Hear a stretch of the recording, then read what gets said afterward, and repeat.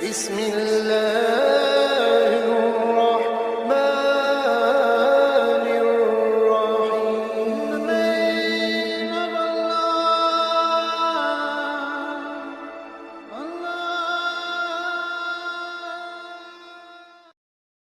الرحمن الرحیم نحمده ونصلی علی رسوله الکریم اما بعد.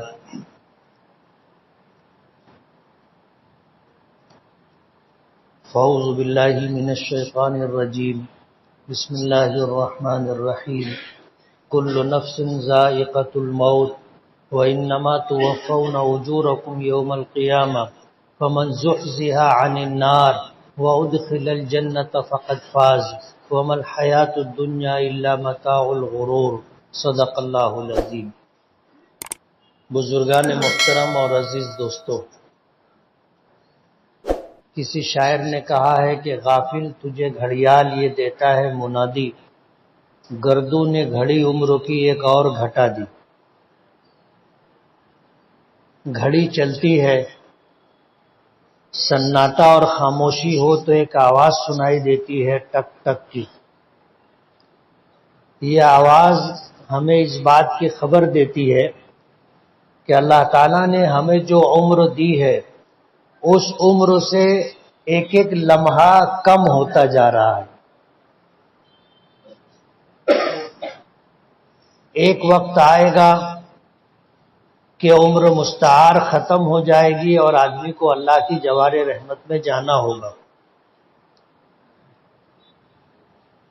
نہ یہ دنیا ہمیشہ رہنے والی ہے اور نہ اس دنیا میں جتنی مخلوقات ہیں وہ ہمیشہ رہیں گی. سب پر فنا طاری ہوگی.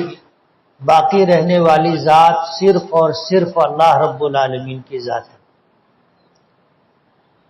ایک وقت آئے گا کہ جب حساب و کتاب سے اللہ پاک فارغ ہوں گے، معاملات سارے نمٹ جائیں گے، تو اللہ تعالیٰ کے غیبی نظام پر معمور جتنے فرشتے ہیں، حدیث پاک میں آتا ہے کہ ان کو بھی ختم کر دیا جائے گا. اور حدیث پاک میں اللہ نے یہ بھی فرمایا کہ اس وقت اللہ پاک کہیں گے انا الملک، کہ بس میں ہی بادشاہ ہوں اور میرے علاوہ کوئی نہیں. ہمیں اللہ تعالیٰ نے جو عمر دی ہے یہ بھی لمحہ بلمحہ ختم ہوتی جا رہی، اور ہم میں کا ہر شخص موت سے قریب ہوتا جا رہا ہے. موت سے قریب ہوتا جا رہا ہے اور کسی کو بھی پتہ نہیں ہے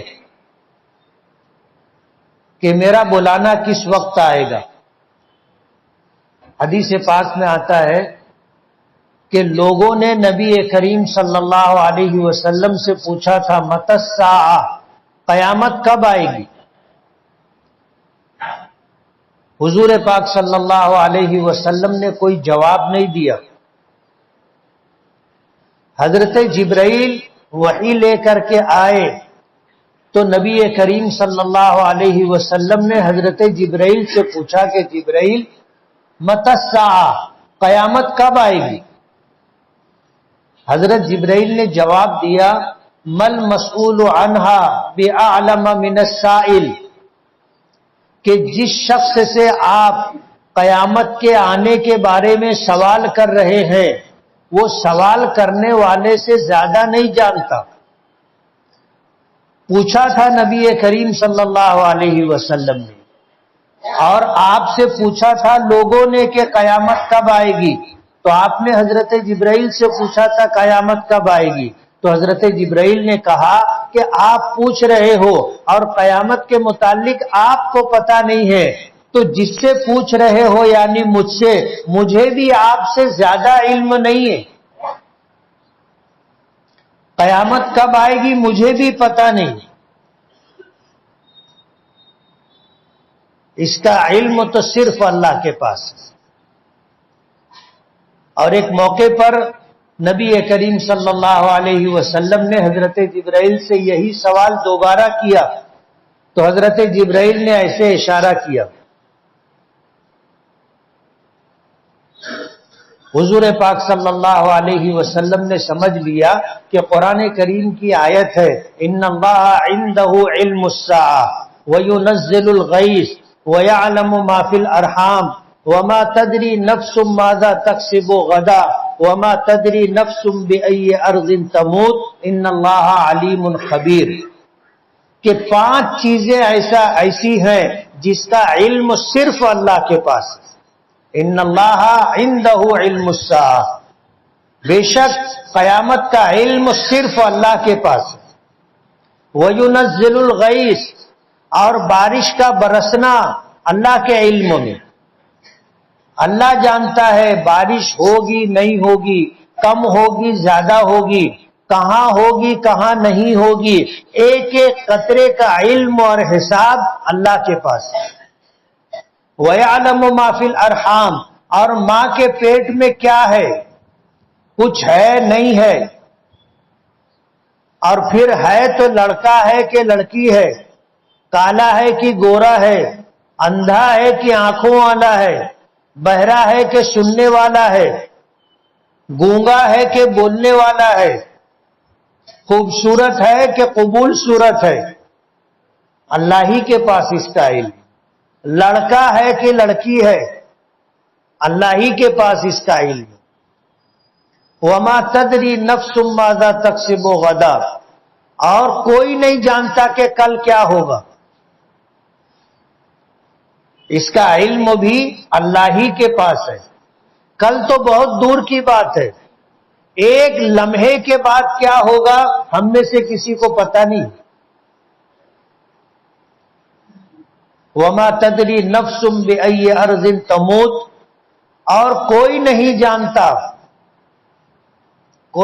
جانتا کہ کہاں اس کی روح قبض کی جائے گی، اس کی موت کہاں آئے گی، کن حالات میں آئے گی، کب آئے گی، کسی کو پتہ نہیں۔ یہ 5 چیزیں ہیں، قیامت کا آنا، بارش کا نازل ہونا، ماں کے پیٹ میں کیا ہے اس سے باخبر ہونا، کل کیا ہوگا اس سے واقف ہونا، اور کہاں پر مرے گا اس جگہ کا علم ہونا۔ یہ 5 علم اللہ ہی کے پاس ہے، اللہ نے یہ علم کسی کو نہیں دیا۔ لیکن یہ بات طے ہے کہ قیامت آئے گی، یہ طے ہے۔ اللہ پاک کا ارشاد ہے کل من علیہا فان ویبقى وجہ ربک ذو الجلال والاکرام، قیامت تو آئے گی۔ نبی کریم صلی اللہ علیہ وسلم سے پوچھا گیا تھا قیامت کب آئے گی، تو آپ نے یہ نہیں بتایا کہ قیامت کب آئے گی، لیکن یہ بتایا کہ کیسے حالات آئیں گے کہ اس کے بعد قیامت آئے گی، جسے علامات قیامت کہتے ہیں۔ قیامت آنے کی علامتیں، وہ حالات نبی کریم صلی اللہ علیہ وسلم نے بتائے، علامات قیامت۔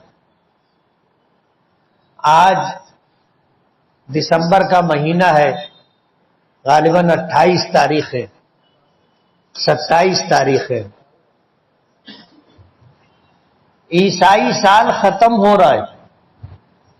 1 جنوری سے عیسائی نیا سال شروع ہوگا، اور عیسائی لوگ اس دن کو خوشیاں مناتے، ناچ گانا، شراب و کباب، آوارگی، فحاشی، یہ سب کچھ کرتے ہیں وہ، اور یہ ان کی تہذیب اور کلچر کا ایک حصہ ہے۔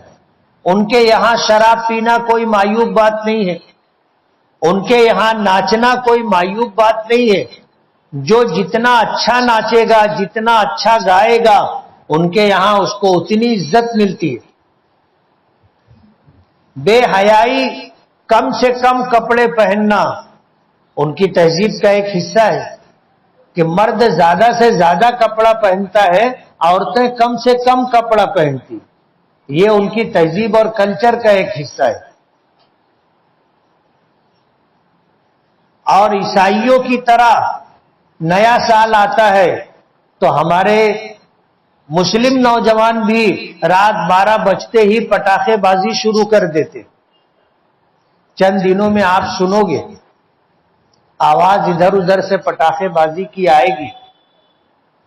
مالیگاؤں سے بہت سارے لوگ نیو ایئر پروگرام کے لیے مالیگاؤں سے بمبئی اور پونا بھی جاتے، اور عیسائیوں کے جو پروگرام ہوتے ہیں ان پروگراموں میں شریک ہوتے.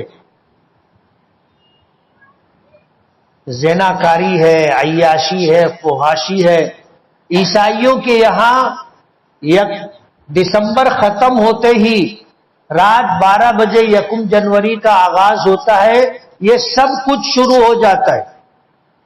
اور ان کے یہاں جیسا میں نے بتایا کہ کوئی عیب کی بات نہیں ہے، بلکہ یہ تو ان کی تہذیب کا ایک حصہ ہے. تو ہمارے مسلم نوجوان بھی جا کر کے ان کے جیسی ہی حرکتیں کرتے. اسلام میں اس کی اجازت نہیں ہے.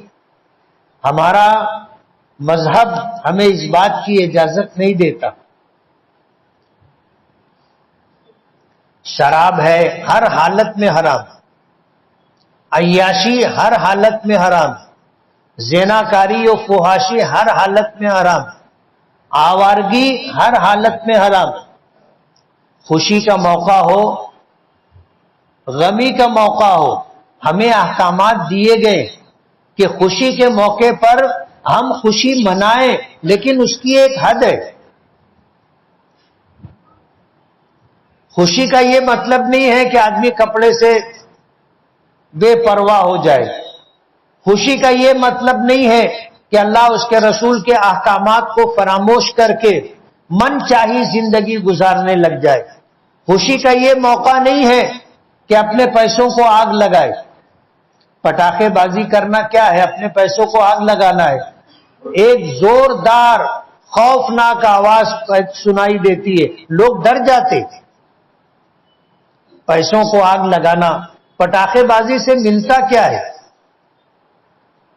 کون سی خوشی آدمی کو ملتی ہے؟ بچے ڈر جاتے ہیں، بیمار ڈر جاتے ہیں، بوڑھے ڈر جاتے ہیں، ہماری مائیں بہنیں خوف کھا جاتی ہیں. اسلام اس کی اجازت نہیں دیتا.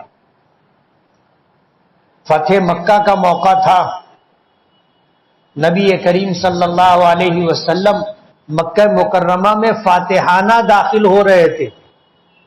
مکہ وہ شہر تھا جہاں کے رہنے والوں نے نبی کریم صلی اللہ علیہ وسلم کو مکے میں رہنے نہیں دیا تھا. دعوت و تبلیغ کی محنت کی وجہ سے مکے میں آپ کی زندگی تنگ کر دی گئی تھی. کون سا ایسا حربہ نہیں تھا جو آپ کے خلاف مکے کے لوگوں نے استعمال نہیں کیا. حد ہو گئی. آپ جب حرم کی طرف جانے لگتے تھے تو سیرت کی کتابوں میں آتا ہے کہ مشرکین کی عورتیں اپنے گھر کا کوڑا کرکٹ جمع کر کے رکھتی تھی، اور جب آپ جانے لگتے تھے تو آپ پر پھینک دیتی تھی. صحن کعبہ میں آپ نماز پڑھ رہے تھے، صحن کعبہ میں آپ نماز پڑھ رہے تھے کہ ایک بدبخت نے کہا کہ فلاں قبیلے میں اونٹنی ذبح ہوئی ہے، اس کی اوج اور بچہ دانی کون ہے جو اٹھا کے لائے گا، اور جب یہ سجدے میں جائیں گے تو ان کی پشت پہ لا کے رکھ دے گا. ایک بدبخت تو اٹھا گیا اور اونٹنی کی اوج اور الاد لے کر کے آیا، اور جب ہمارے آقا صحن کعبہ میں سجدے میں گئے تو لا کر آپ کی پشت مبارک پر وہ غلاظت کا ڈھیر رکھ دیا. بوجھ اتنا تھا کہ آپ سجدے سے سر نہیں اٹھا سکے. حضرت عبداللہ ابن مسعود رضی اللہ تعالی عنہ دیکھ رہے تھے، لیکن مجبور اتنے تھے کہ کچھ کر نہیں سکتے تھے. روتے ہوئے گھر گئے. حضرت فاطمہ رضی اللہ تعالی عنہا سامنے آئی تو ان کو بتایا کہ ایسے حالات ہیں. حضرت فاطمہ روتے ہوئے آئی اور آ کر آپ کی پشت مبارک سے غلاظت کے اس ڈھیر کو ایسے دھکا دے کر کے نیچے گرایا. مکے کے لوگوں نے یہاں تک کیا، حد کر دی کہ آپ کو قتل کرنے کی سازش کی گئی. دار الندوہ میں جمع ہو کر کے تمام قبیلے کے سرداروں کو بلایا اور مشورہ کیا کہ کیا کرنا چاہیے. ہم نے تو سب حربہ استعمال کر لیا اور ان کو روکنے کے لیے ہر تدبیر اختیار کر لی، لیکن یہ دعوت و تبلیغ سے رک نہیں رہے. ابلیس بھی ایک بوڑھے آدمی کی شکل میں جا کر کے مجلس میں شریک تھا.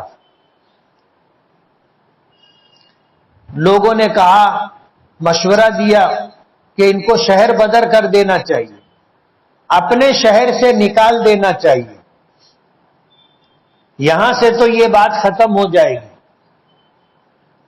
لوگ اس بات کی تائید کرنے لگے تو ابلیس نے اعتراض کیا، کہا کہ اس رائے سے مجھے اتفاق نہیں، یہ جہاں جائیں گے یہی کام کریں گے، اور ایک وقت آئے گا کہ جب ان کو طاقت مل جائے گی تو یہ واپس پھر مکہ آئیں گے اور ہم سے زیادہ طاقتور ہو جائیں گے تو ہم کچھ نہیں کر سکیں گے.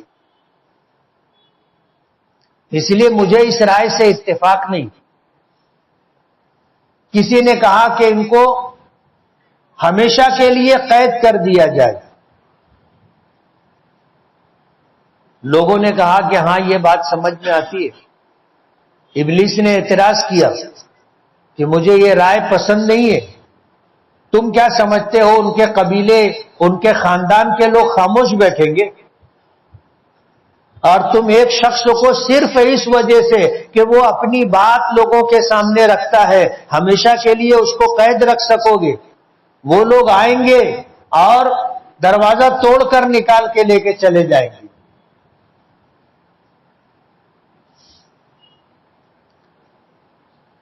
تو لوگوں نے پھر ابلیس سے ہی پوچھنا شروع کیا کہ جب تم کو پہلی رائے پسند نہیں ہے، دوسری رائے سے اتفاق نہیں ہے، تو کرنا کیا چاہیے؟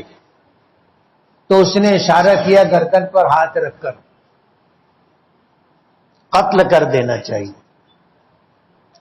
لوگ سناٹے میں آ گئے، تھوڑی دیر تک خاموش رہے اور کہنے لگے کہ یہ کیسے ممکن ہے؟ یہ ممکن نہیں ہے. اگر ہم ان کو قتل کریں گے تو دیت اور قصاص میں ہم کو قتل کر دیا جائے گا. تو ابلیس نے کہا کہ ہر قبیلے سے ایک ایک آدمی لیا جائے اور ایک جماعت تیار کی جائے اور یہ جماعت ایک ساتھ حملہ کر کے ان کو قتل کر دے. تو ان کے قبیلے کے لوگوں میں، خاندان والوں میں اتنی طاقت نہیں ہوگی کہ وہ سارے قبیلوں سے جنگ کریں. مجبور ہو جائیں گے. ہم راستہ یہ طے کریں گے کہ اگر قتل کیا گیا ہے تو دیت لے کر کے معاملہ ختم کر دیا جائے، اور دیت میں 100 اونٹنی دینا ہے تو ہم سب مل کر کے 100 اونٹنی دے دیں گے، قصہ ختم ہو جائے گا. لوگوں نے کہا کہ ہاں ایسا ہو سکتا ہے. اور پھر ہر قبیلے سے نوجوانوں کو لے کر کے ایک ٹیم تیار کی گئی جس نے نبی کریم صلی اللہ علیہ وسلم کے گھر کو گھیرا اور قتل کرنے کے ارادے سے جمع تھے. حضور پاک صلی اللہ علیہ وسلم کو من جانب اللہ خبر دی گئی. حضرت جبرائیل نے آ کر کے بتایا کہ مکے کے لوگ آپ کو قتل کرنے کے لیے آپ کے در دولت کو گھیرے ہوئے ہیں. حضور پاک صلی اللہ علیہ وسلم نے حضرت جبرائیل کو اپنی جگہ اپنے بستر پر لٹایا اور آپ اللہ کا نام لے کر کے نکلے. حدیث پاک میں آتا ہے کہ چوکھٹ پر دروازے پر آئے، زمین سے ایک مٹھی مٹی اٹھائی اور شاہت الوجوہ کہہ کر کے پھینکا تو یہ مٹی سب کی آنکھوں میں چلی گئی جو آپ کے گھر کو گھیر کر کے کھڑے تھے. قرآن کریم میں اللہ پاک نے فرمایا وما رمیت اذ رمیت ولکن اللہ رما. یہ مٹی جو تم نے پھینکی ہے تم نے نہیں پھینکی ہے، ہم نے پھینکی. اور ہر ایک کی آنکھوں میں مٹی کا جانا یہ ہماری قدرت ہے. سب لوگوں نے آنکھ بند کر لی اور حضور پاک صلی اللہ علیہ وسلم ان کے درمیان سے نکل کر حضرت ابوبکر صدیق کے گھر گئے. حضرت ابوبکر صدیق کو لیا غار ثور میں گئے. 3 دن غار ثور میں رہے. اس کے بعد وہاں سے مدینہ نکلے اور 14 دن کا سفر کر کے آپ قبا پہنچے اور پھر وہاں سے مدینہ منورہ پہنچے. اور اس طرح مدینے میں رہے کہ مکے والوں نے مکے سے تو نکالا تھا، مدینے میں بھی چین سے بیٹھنے نہیں دیا. مدینے پر لشکر لے کر کے جاتے تھے، چڑھائی کرتے تھے. 1 2 نہیں 22 غزوات و سرایا پیش آئے. 22 جنگیں ہوئی.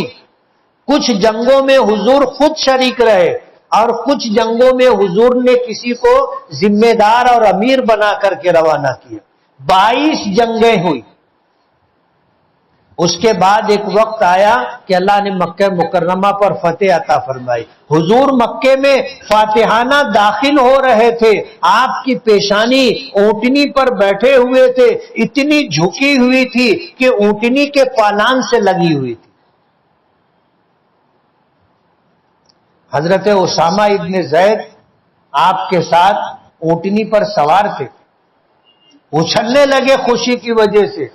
تو حضور نے فرمایا علیک یا اسامہ، اسامہ حرکت بند کرو.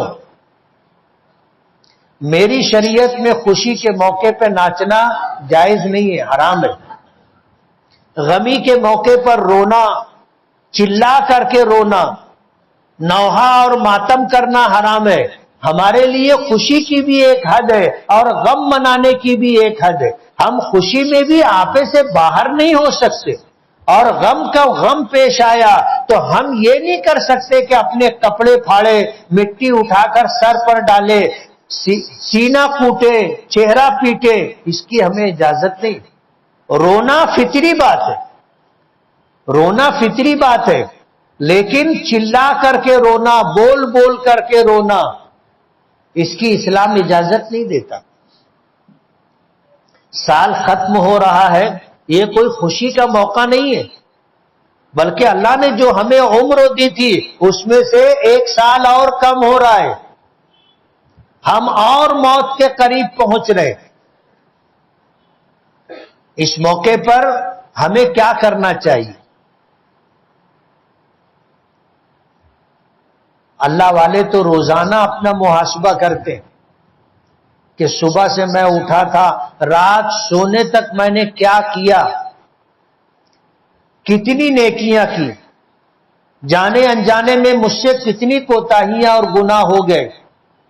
اللہ والے روزانہ سونے سے پہلے اپنا محاسبہ کرتے ہیں کہ صبح سے لے کر کے آج تک اور سونے تک ہم نے کیا کیا، اچھا یا برا عمل، اس کا حساب کرتے اور پھر توبہ کر کے استغفار کر کے اللہ سے معافی تلافی کر کے سوتے. پتہ نہیں صبح دیکھنا نصیب ہوگا کہ نہیں ہوگا. اگر ہم روزانہ اپنا محاسبہ نہیں کر سکتے تو کم سے کم سال میں 1 مرتبہ تو اپنا محاسبہ ہو کہ سال بھر میں ہم نے کیا پایا، کیا کھویا، سال بھر میں ہم نے کیا کیا، کتنا نمازوں کا ہم نے اہتمام کیا، نیکیوں کا کتنا اہتمام کیا، گناہوں سے بچنے کی کتنی کوشش کی، اور گناہ ہو جانے کے بعد ہم نے کیا اللہ سے سچی پکی توبہ کی. سال میں 1 مرتبہ تو آدمی کو اپنا محاسبہ کر لینا چاہیے. جائے کہ سال ختم ہوتے ہی پٹاخے بازی ہو، ناچ گانا ہو، شراب و کباب کی مجلسیں ہوں، محفلیں ہوں، زنا اور عیاشی کی جائے. اسلام ان چیزوں کی اجازت نہیں دیتا. ہم مسلمان ہیں، ہمیں اس بات کا یقین ہے کہ مرنا ہے اور مرنے کے ساتھ قبر میں جانا ہے، وہاں کے حالات کا سامنا کرنا ہے. ہمارا ایمان ہے کہ قبر کا عذاب برحق ہے، اس سے بچنے کی تدبیریں ہم کو اختیار کرنا ہے. ہمیں اس بات کا یقین ہے، اس پر ہمارا ایمان ہے کہ پھر ہمیں زندہ کیا جائے گا، اللہ کی بارگاہ میں پیشی ہوگی، اور جب اللہ کی بارگاہ میں پیشی ہوگی تو اپنے زندگی بھر کے اعمال کا حساب و کتاب دینا ہے. زندگی بھر کے اعمال کا، کہ ہم نے کتنی نیکیاں کی، ہم نے کتنے گناہ کیے. یہ تو اللہ کا بے پناہ کرم اور احسان ہے کہ اللہ تعالیٰ نے ضابطہ یہ نہیں بنایا کہ 100% نیکیاں لے کر کے آؤ گے تو جنت میں جاؤ گے. اللہ نے یہ ضابطہ نہیں بنایا. اللہ نے ضابطہ یہ بنایا کہ اگر 51% نیکی بھی لے کر کے آؤ گے تو انشاءاللہ جنت میں جاؤ گے. ایمان شرط ہے. آتا ہے نا حدیث پاک میں کہ نیکی اور بدی تولی جائے گی. جب بندہ اللہ کی بارگاہ میں پیش ہوگا تو اس کے نامے اعمال لائے جائیں گے، اس کی نیکیاں اس کے گناہ لائے جائیں گے، اور ترازو ہوگا. ایک پلڑے میں اس کی نیکیاں، دوسرے پلڑے میں اس کے گناہ رکھ دیے جائیں گے. اور اللہ اپنی دست قدرت سے اٹھائے گا تو ترازو میں جو پلڑا جھکے گا اس کے لیے ویسا فیصلہ ہوگا. یہ تو اللہ کا کرم ہے کہ اللہ نے ہم کو 100% نیکیاں لے کر کے آؤ گے تو جنت میں جاؤ گے یہ ضابطہ نہیں دیا. اگر یہ ضابطہ دے دیا گیا ہوتا تو شاید ہم میں سے کوئی بھی جنت میں نہیں جا سکتا. اسی لیے کہ نبی کریم صلی اللہ علیہ وسلم نے فرمایا کلکم خطاؤن، تم سب خطاوار ہو، تم سب خطاوار ہو. انسانوں سے گناہوں کا صادر ہو جانا یہ اس کی زندگی کا ایک حصہ ہے. نفس اور شیطان برائیوں کی طرف لے جانے کے لیے لگے ہوئے ہیں.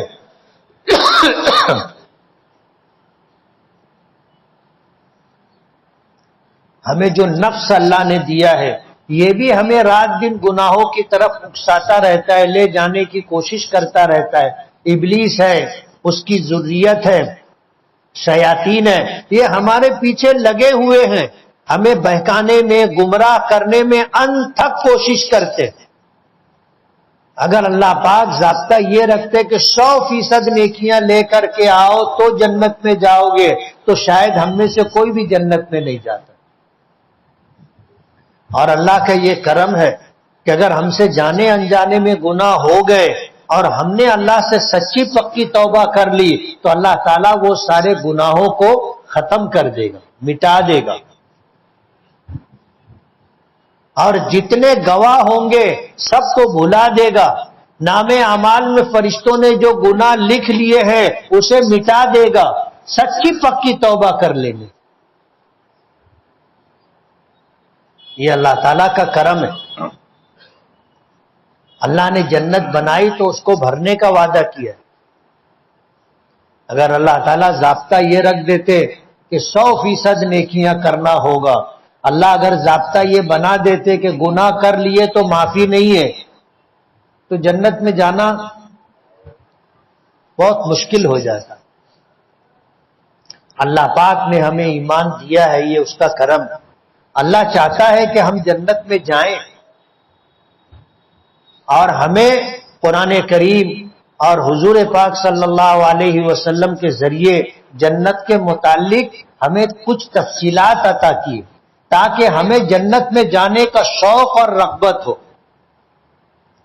یہ اللہ کا کرم ہے کہ اللہ نے یہ ساری چیزیں، ایسا ماحول ہمیں عطا کیا شریعت کا جس کو دیکھ سمجھ کر کے آدمی اپنی آخرت بنانے کی فکر کرے. تو یہ سال گزر رہا ہے، ہماری زندگی کا ایک سال اور کم ہو گیا. ہمیں محاسبہ کرنا ہے کہ یہ سال ہمارا کیسا گزرا، ہم نے کتنے گناہ کیے اور کتنی معافی مانگی، ہم نے کتنی نیکیاں کی اور ان نیکیوں کو باقی رکھنے کے لیے ہم نے کیا کوشش کی. ہمیں اپنا محاسبہ کرنا ہے. اللہ والے تو روزانہ اپنے 24 گھنٹے کا محاسبہ کرتے، کم سے کم ہم سال میں ایک مرتبہ تو اپنا محاسبہ کریں اور یہ دیکھیں کہ سال میں ہم نے کیا کیا، کیا پایا، کیا کھویا. اس بات کی کوشش کریں. اللہ تعالی ہمیں شریعت پر عمل کرنے والا بنائے. اللہ اس کے رسول کے احکامات کی تابع داری نصیب فرمائے. اللہ تعالیٰ گناہوں سے بچنے پر ہماری مدد فرمائے، اور جانے انجانے میں گناہ ہو جائے تو اللہ ہمیں سچی پکی توبہ کی توفیق عطا فرمائے. اس ہفتہ جامعۃ الصالحات کا چندہ ہے.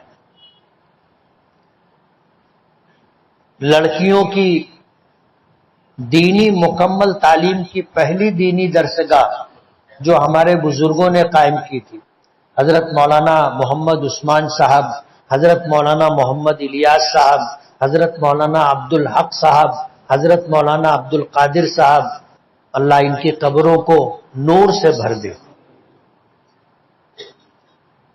جامعۃ الصالحات قائم کیا الحمدللہ، اور مہاراشٹر ہی نہیں، ہندوستان ہی نہیں، دنیا بھر سے ہماری بچیاں پڑھنے کے لیے آتی،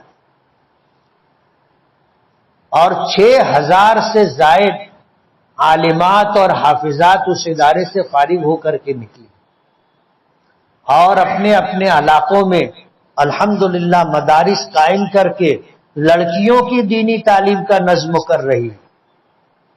یہ وہ صدقہ جاریہ ہے جو ان ہمارے بزرگ اور اکابرین علماء کرام کا حصہ ہے. اور اللہ کا بہت بڑا کرم ہے. ہمارا شہر اگر دیکھو گے تو ایک حد تک خود کفیل ہے. ہمارے یہاں مدرسے کے ذمہ داروں کو بیرون شہر چندے کے لیے بہت کم جانا پڑتا ہے. مالیگاؤں کے لوگ اپنے شہر کے مدارس کی دینی ضرورت پوری کرتے ہیں. اپنی جائز اور حلال کمائی کا ایک بڑا حصہ الحمدللہ مسجدوں کی تعمیر میں، مدرسوں کی تعمیر میں، مدرسوں میں دینی تعلیم حاصل کرنے والے بچوں کے قیام پر، طعام پر، دیگر ضروریات پر خرچ کرتے. اور یہ خرچ کرتے ہیں، اللہ ان کو دیتا ہے.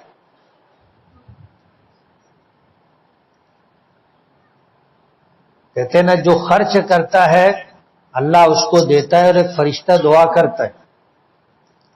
بخاری شریف میں حضور پاک صلی اللہ علیہ وسلم نے اس بات کی ہمیں خبر دی کہ صبح ہوتی ہے تو ایک فرشتہ اعلان کرتا ہے کہ اللہ جو خرچ کر رہا ہے اس کو بدل عطا فرما، اور جو روک روک کر کے رکھتا ہے اس کو ہلاک اور تباہ کر دے. دعا بھی دیتا ہے، بد دعا بھی دیتا ہے. تو اپنے سے جو بن سکے ہم ادارے کے تعاون میں ضرور حصہ لیتے رہے. جامعۃ الصالحات کی طرف سے کچھ احباب آئے ہیں جو دروازوں پر نماز کے بعد آپ کے تعاون کے منتظر ہوں گے. آپ ان کا تعاون کریں. جن حضرات نے سنت نہ پڑھی وہ سنت پڑھ لیں.